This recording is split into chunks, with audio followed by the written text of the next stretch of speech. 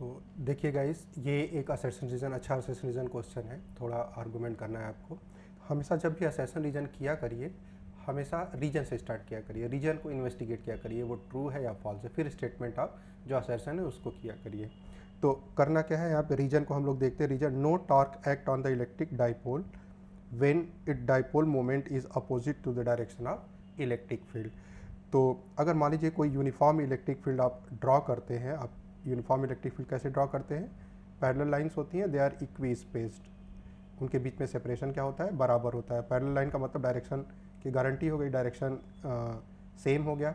और डेंसिटी आपने इंश्योर कर दिया, बराबर डेंसिटी रख के इंश्योर कर दिया कि उनका मैग्नीट्यूड बराबर है। तो ये मान लीजिए कोई electric field, uniform electric field है, और इसमें आपको डाइपोल प्लेस करना है सो दैट कि वो अपोजिट उसका डाइपोल मोमेंट अपोजिट डायरेक्शन में हो।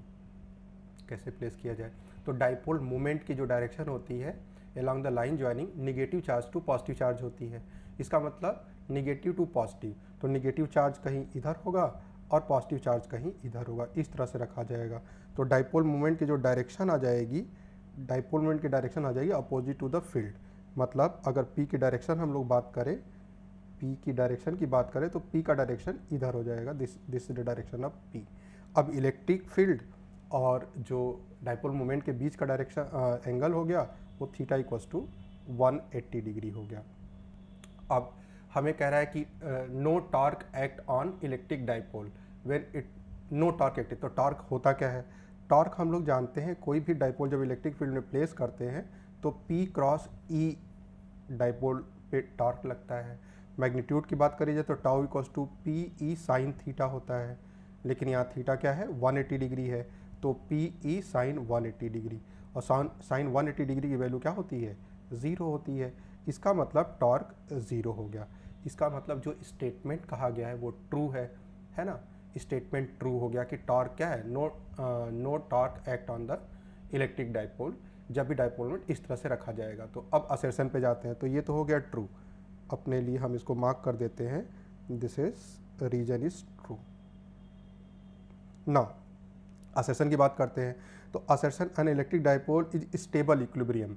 अब इक्विलिब्रियम क्या होता है? इक्विलिब्रियम के लिए हम लोग जानते हैं कि टॉर्क 0 होना चाहिए और force, net force acting on the system 0 होना चाहिए। तब हम कहेंगे कि वो क्या है? वो मैकेनिकल इक्विलिब्रियम होगा। This ensure that mechanical equilibrium, mechanical equilibrium, mechanical equilibrium का मतलब इक्विलिब्रियम दोनों टॉर्क और टॉर्क तो हम लोगों ने देख ही लिया कि टॉर्क तो 0 है। फोर्स, जब भी इलेक्ट्रिक डाइपोल को आप रखते हो तो फोर्स कैसे लगता है? पॉजिटिव चार्ज पे अलोंग द फील्ड लगता है फोर्स, और निगेटिव चार्ज पे अगेंस्ट द फील्ड फोर्स लगता है। और जो नेट फोर्स होता है, मतलब प्लस चार्ज पे जो फोर्स लग रहा है और माइनस चार्ज पे जो फोर्स लग रहा है, उनका वेक्टर सम। वेक्टर सम का मतलब डायरेक्शन तो यहाँ अपोजिट है, और डायरेक्शन अपोजिट है तो जाहिर सी बात है हम लोग मैग्नीट्यूड की अगर बात करें तो इनको सब्ट्रैक्ट करेंगे। क्यू ई फोर्स हो गया प्लस चार्ज पे, और माइनस क्यू ई हो गया, दैट इज 0। इसका मतलब नेट फोर्स 0 है। तो यहाँ इंश्योर हो गया कि आपका इक्विलिब्रियम तो है, इक्विलिब्रियम है मतलब नेट फोर्स 0 है, नेट टॉर्क भी 0 है। लेकिन ये इक्विलिब्रियम स्टेबल है या फिर अनस्टेबल है? अब स्टेबल इक्विलिब्रियम का मतलब कैसे हम इंश्योर करेंगे? तो आप डाइपोल को थोड़ा डिस्प्लेस करिए, एंगुलरली थोड़ा डिस्प्लेस करिए।